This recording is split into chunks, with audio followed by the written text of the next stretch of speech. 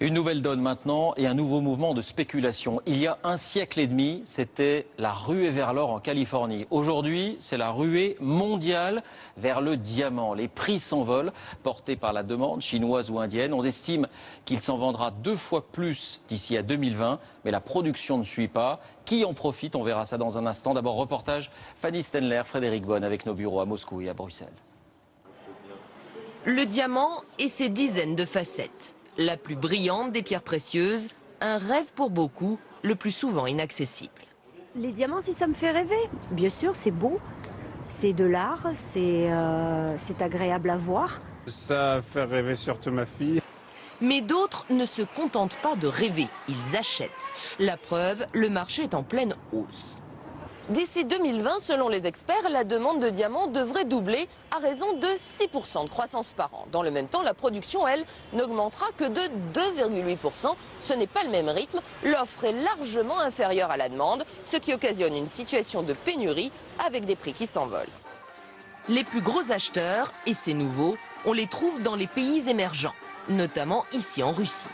Au salon du milliardaire, les parures rivalisent de taille. Il faut dire que les arguments de vente dans les bijouteries de Moscou sont imparables. Vous savez, l'âme russe est ainsi faite.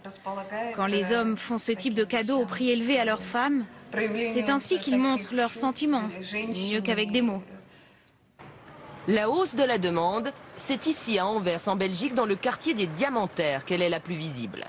Dans ces rues ultra sécurisées, nous sommes au cœur d'un marché de plus de 30 milliards d'euros par an. Dans cet atelier, on taille et on expédie les pierres.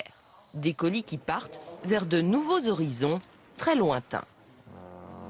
Maintenant, déjà, la Chine prend 16% du total. Avant c'était les États-Unis qui prenaient 50%, mais ils sont diminués à 40%, plus ou moins. Mais la Chine, ça va continuer. Il y a encore plein de gens qui veulent toujours des bagues avec des diamants. D'Anvers à la place Vendôme à Paris, ces nouveaux acheteurs se permettent toutes les folies, comme cette bague d'exception. Au cœur, une pierre de plus de 5 carats, soit 1 gramme, son prix de vente, 1 million d'euros. Des pièces qui risquent de devenir de plus en plus rares dans les années à venir. Les marchandises sont de plus en plus difficiles à trouver, car qu'est-ce qui est difficile aujourd'hui à trouver? Ce n'est pas réellement le diamant. C'est le diamant dont nous avons besoin dans notre métier, c'est-à-dire les diamants de très grande qualité. Et aujourd'hui, les joailliers espèrent que de nouveaux gisements seront découverts pour continuer à alimenter le marché.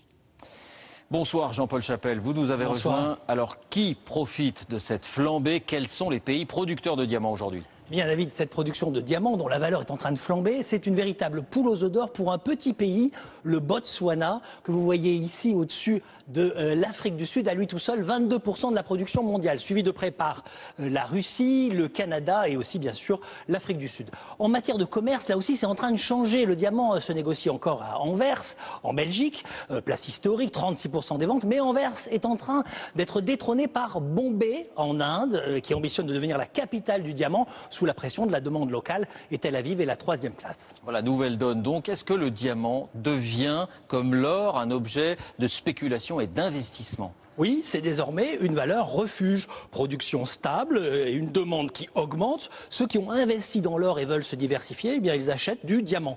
Depuis 2009, le cours explose. Il est passé de 100 à 175 $ le carat l'an dernier. Sur le long terme, et en période de crise, ça a toutes les raisons de continuer. Voilà, la folie du diamant. Merci Jean-Paul pour ces explications.